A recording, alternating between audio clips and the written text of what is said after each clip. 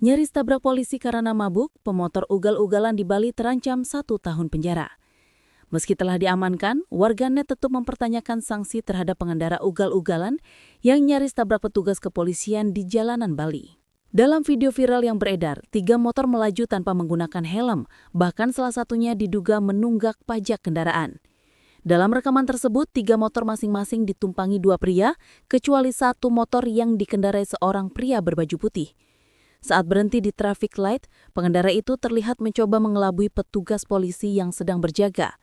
Namun begitu lampu berubah hijau, pria itu tiba-tiba tancap gas dan nyaris menabrak petugas. Aksi berbahaya tersebut makin memicu amarah publik setelah diketahui bahwa pengendara diduga berada dalam pengaruh alkohol. Tak menunggu lama, Satlantas Polresta Denpasar langsung menindaklanjuti laporan tersebut. Pemotor yang melakukan aksi jumping dan hampir menabrak petugas akhirnya berhasil diamankan.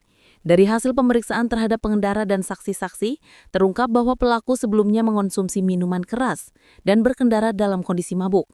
Ia kini menjalani pemeriksaan lebih lanjut di kantor Satlantas Polresta Denpasar. Satlantas Polresta Denpasar mengingatkan masyarakat agar selalu mengutamakan keselamatan dan tidak berkendara dalam pengaruh alkohol. Disiplin berlalu lintas dinilai penting untuk menciptakan Kamseltipcar Lantas yang aman, tertib dan kondusif di wilayah Denpasar dan sekitarnya. Lebih lanjut, Satlantas Polresta Denpasar dalam keterangan unggahannya menyebut bahwa pengendara mabuk masih dalam tahap pemeriksaan. Jika memenuhi unsurnya, maka akan dikenakan pasal 311 ayat 1 UU LAJ mengatur ancaman pidana bagi pengemudi yang sengaja mengemudikan kendaraan dengan cara atau keadaan membahayakan nyawa, barang, dengan pidana penjara maksimal 1 tahun atau denda maksimal 3 juta rupiah.